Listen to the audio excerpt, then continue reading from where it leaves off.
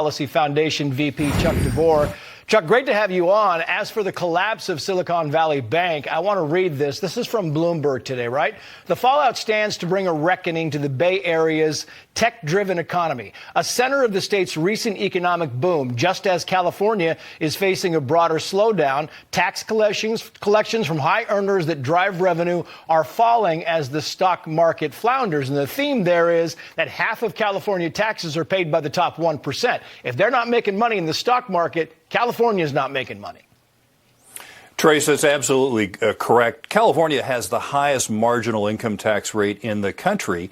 And when you have these equity events from these startups in Silicon Valley, the tax man in California really benefits. And so what you're having right now is California's deficit went from almost $100 billion surplus last year to about $22.5 billion deficit. And now the Legislative Analyst Office is thinking that even that's too rosy. So it may be like a $30 billion deficit. Yep.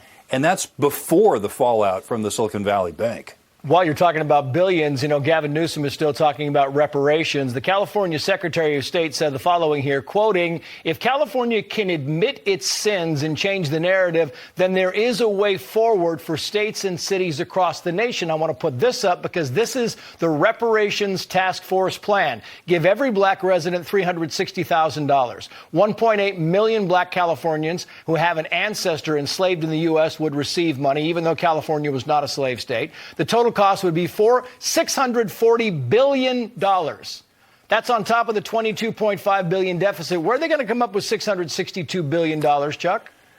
Well, I don't think they're going to come up with it at all. I think this is more really left-wing virtue signaling and certainly something to help Gavin Newsom and his possible ambitions to run for president. But let me tell you, Trace, here's what California could really do to help its middle class and especially its black citizens.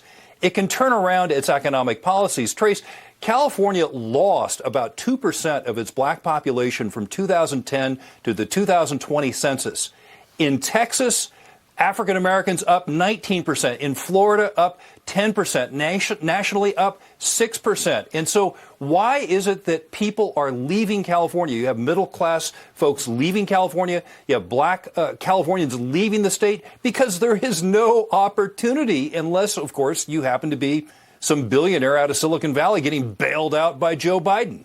Yeah, it's amazing. And by the way, since you left, Chuck, California has really, the homeless thing, 12 homeless encampments from where I live to this studio, 12 different homeless encampments you drive through.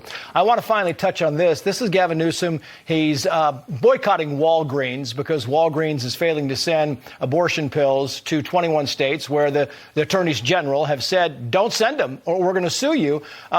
This is the Walgreens spokesperson. He says the following: Walgreens is facing the same circumstances as all retail pharmacies, and no other retail pharmacies have said that they would approach this situation differently. So it's unclear where this contract would now be moved. In other words, what's Gavin Newsom going to do when he runs out of pharmacies to boycott?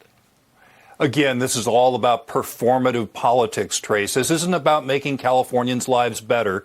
Walgreens' actions are in, 21 states not named California? And so he punishes one of the nation's largest retailers of pharmaceutical products to make a statement because he's going to run for president or something? This is ridiculous. Gavin Newsom needs to focus on getting California's house in order. Instead, what he does is he goes to Mexico to work on his tan and he comes back home with COVID-19. Yeah, the snow was piling up in the mountains and Gavin Newsom was sunning it up in Mexico. Chuck DeVore, great to see you, my friend. Thank you. Thank you.